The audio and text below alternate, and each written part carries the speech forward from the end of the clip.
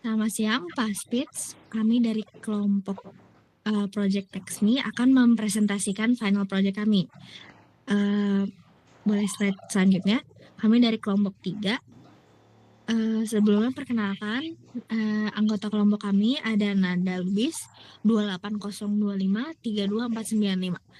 Lalu ada Ingrid Huselin 28024 030663. Lalu Gislain Mahesa 28025 85583. Lalu Catherine Agatha 28023 3093 056. Jadi background dari terjadinya proyek ini adalah perkembangan teknologi informasi dalam 1 dekade terakhir yang memperluas ruang ekspresi individu. Namun ketimpangan sosial, stigma mental, dan hambatan budaya tetap mengalami banyak orang untuk berbagi masalah pribadi secara terbuka. Di Indonesia, layanan konseling masih terbatas, terutama di daerah pedesaan. Dan budaya yang menilai pembicaraan pribadi sebagai tabu memperparah situasi. Menurut WHO 2021, TextMe ingin menjadi ruang curhat anonim, aman, dan setara untuk semua gender dan lapisan masyarakat.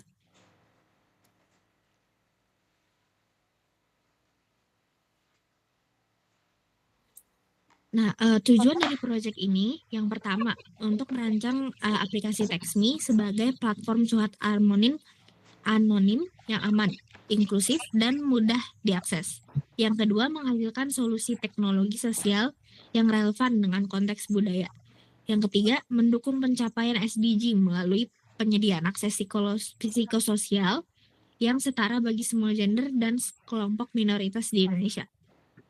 Metode pelaksanaan proyek ini adalah metode Agile, lebih tepatnya Scrum. Metode ini dipilih karena proyek ini bersifat inovatif dan berbasis pengguna, sehingga perubahan ide bisa sering terjadi.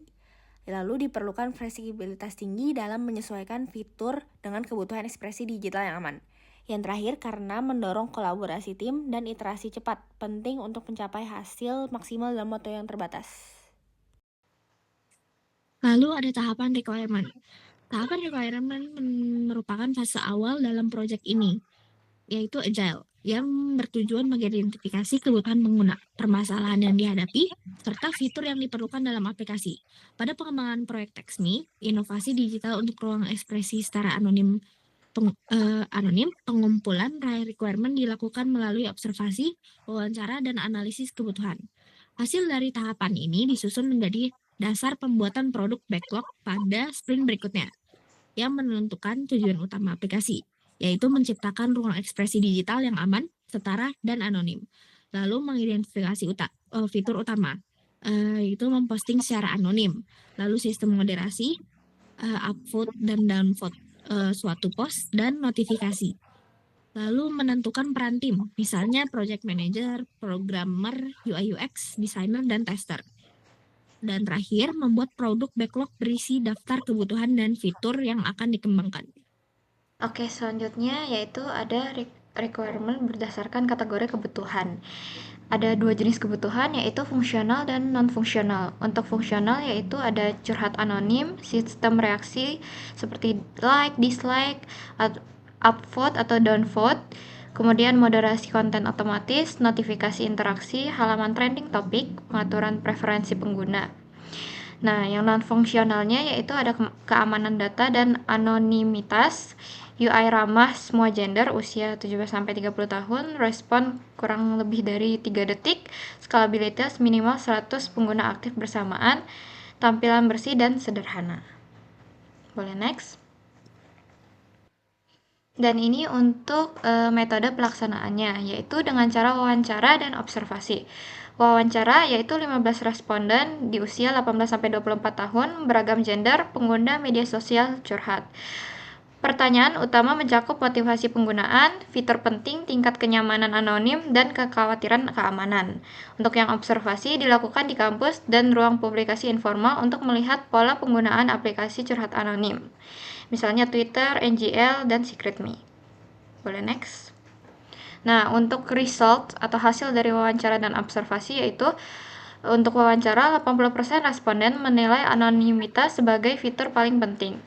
Permintaan kuat akan moderasi untuk mencegah konten kasar atau sara.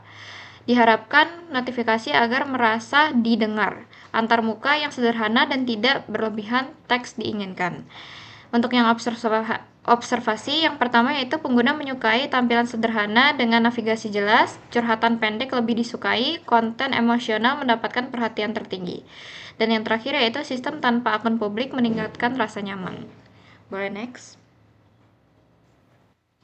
Nah, selanjutnya untuk di bagian desain. Pada tahap ini dilakukan proses perancangan keseluruhan sistem sebelum proses implementasi. Perancangan dilakukan untuk menggambarkan bagaimana sistem akan bekerja serta bagaimana struktur tata disusun. Tahapan perancangan meliputi perancangan antarmuka menggunakan tools seperti Figma atau Canva, perancangan use case diagram, dan perancangan kelas diagram. Boleh next? Berikut adalah perancangan untuk use case diagram, meliputi melakukan registrasi akun, mengunggah postingan, memberikan komentar pada postingan, melakukan chat dengan pengguna lain, melakukan join community, melakukan mutual dengan pengguna lain, dan mengedit profile. Next. Dan selanjutnya untuk kelas diagram, di dalam kelas diagram terdapat kelas seperti pengguna, di mana dapat menyimpan data akun pengguna, yaitu selanjutnya ada post, yaitu menyimpan data postingan, komen, menyimpan data komentar pada postingan, community, menyimpan data komunitas yang dapat diikuti pengguna, chat, menangani pesan antar pengguna, dan membership sebagai linking kelas yang menghubungkan user dengan community. Kemudian pada tahap development untuk front-end-nya kami menggunakan HTML sebagai struktur dari halaman. Kemudian CSS untuk styling untuk tampilan responsif dan nyaman. Kemudian JavaScript untuk menangani interaksi dinamis seperti pengiriman curhat, voting, dan juga notifikasi. Sementara untuk back-end kami menggunakan PHP yaitu untuk logika server, autentikasi anonim, enkripsi data dengan fungsi hash bawaan. Lalu kami juga menggunakan MySQL untuk menyimpan data posting, reaksi, dan status moderasi. Untuk prototipenya kami menggunakan Figma sebagai hasil desain akhir yang disajikan dalam file. Kemudian tidak ada kode sumber front-end ataupun back-end yang dirilis pada fase ini. Selanjutnya, pada development kami menampilkan halaman login, yaitu pada saat pengguna membuka aplikasi TextMe, sistem akan menampilkan halaman login sebagai tampilan awal. Lalu pada halaman ini, pengguna diminta untuk mengisi data berupa email, password, dan jika telah memiliki akun sebelumnya, semua data terisi, pengguna dapat menekan tombol sign in. Untuk melakukan proses autentikasi, jika data yang dimasukkan valid, sistem akan mengarahkan pengguna menuju halaman home. Lalu pada halaman sign up, jika pengguna belum memiliki akun, mereka dapat berpindah ke halaman sign up. Pada halaman ini, sistem meminta pengguna untuk mengisi beberapa data seperti username, email, password, dan juga konfirmasi password. Setelah seluruh data terisi, pengguna dapat menekan tombol sign up untuk membuat akun baru. Sistem akan memvalidasi kesesuaian password dan email terlebih dahulu. Jika pembuatan akun berhasil, pengguna akan diarahkan kembali ke halaman login untuk masuk ke aplikasi. Kemudian pada halaman home, pengguna dapat menemukan dua tab utama, yaitu Discover dan Mutuals. Pada tab Discover, pengguna dapat melihat berbagai postingan dari seluruh pengguna, termasuk pengguna asing yang tidak saling terhubung. Sementara itu, tab Mutuals itu menampilkan postingan dari pengguna yang telah melakukan mutual. Kemudian pengguna juga dapat berinteraksi dengan setiap postingan melalui fitur komentar, serta memberikan suka atau tidak suka sebagai bentuk respon.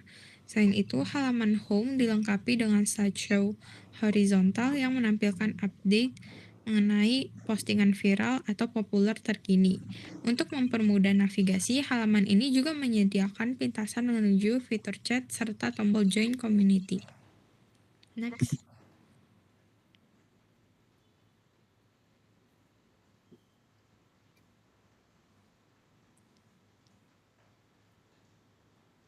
Kemudian pada halaman post dan juga pop-up.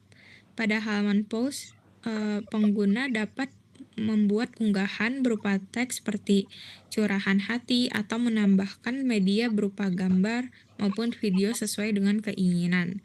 Setelah selesai membuat konten, pengguna dapat menekan tombol post untuk mengunggahnya. Kemudian pop-up notifikasi teks post akan muncul. Postingan yang telah berhasil diunggah akan otomatis tersimpan dan muncul pada halaman post dan account. Selain itu, pengguna juga dapat mengatur siapa saja yang dapat melihat atau berinteraksi dengan postingan mereka melalui opsi pengaturan privasi yang tersedia. Selanjutnya adalah halaman account. Pada halaman account, pengguna dapat melihat profil pribadi yang mencakup foto profil, username, bio, lokasi pekerjaan, tanggal lahir, serta tanggal bergabung dengan aplikasi TextMe. Pengguna juga dapat melakukan edit profil untuk memperbarui informasi tersebut. Selain itu, halaman ini menampilkan daftar postingan yang pernah dibuat oleh pengguna. Sistemnya juga menyediakan rekomendasi akun lain yang dapat diikuti. Apabila pengguna ingin mencari akun tertentu, tersedia di search bar yang dapat digunakan untuk menemukan pengguna lain secara manual. Tidak hanya itu, halaman profil turut menampilkan hashtag tren terkini yang telah dianalisis menggunakan fitur AI, sehingga pengguna dapat mengetahui topik-topik yang sedang populer di platform. Selanjutnya adalah halaman chats. Pada halaman chats, pengguna dapat melihat daftar riwayat percakapan yang sebelumnya telah dilakukan dengan mutual. Melalui halaman ini, pengguna juga dapat membuka percakapan yang sudah ada atau mengirimkan pesan baru kepada mutual secara langsung.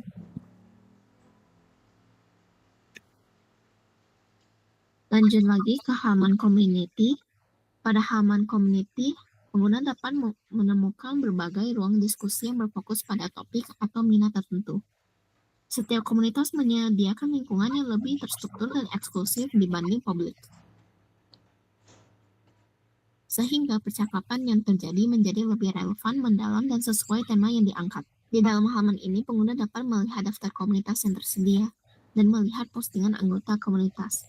Pengguna dapat memilih komunitas yang sesuai dengan minat mereka dan menekan tombol Join Us untuk bergabung. Setelah bergabung, pengguna dapat melihat dan membuat postingan yang hanya muncul dalam komunitas tersebut.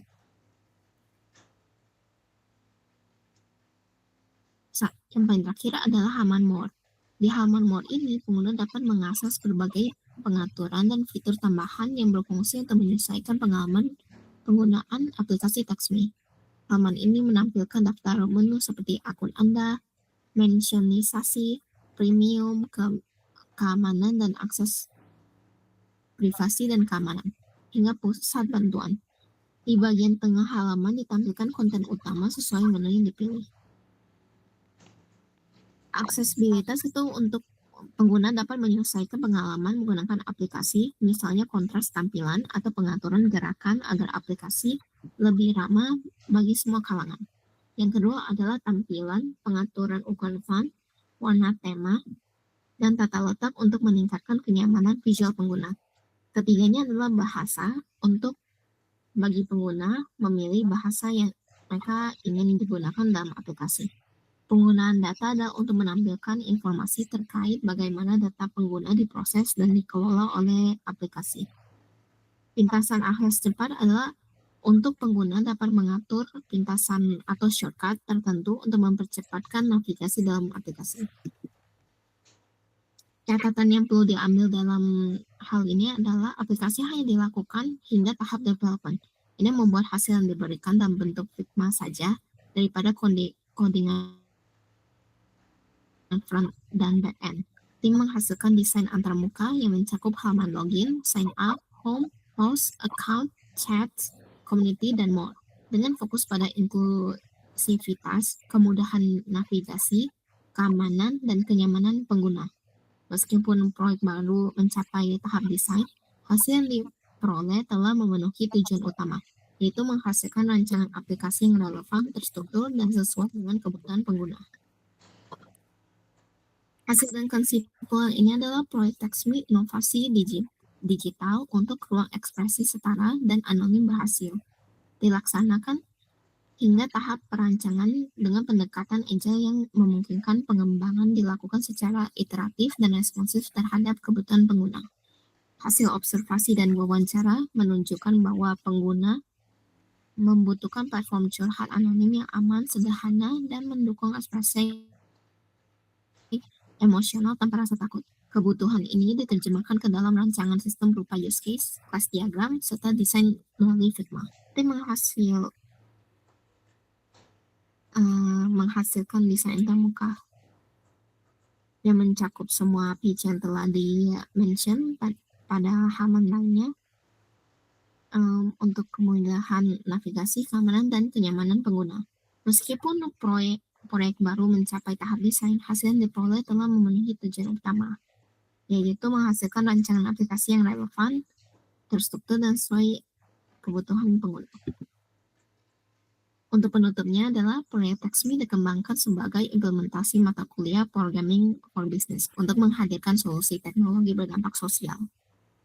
Melalui analisis kebutuhan, studi literatur, wawancara, observasi, dan perancangan sistem, proyek ini menghasilkan desain aplikasi curhat anonim yang mendukung ekspresi diri, mengurangi stigma, dan menciptakan ruang interaksi yang nyaman.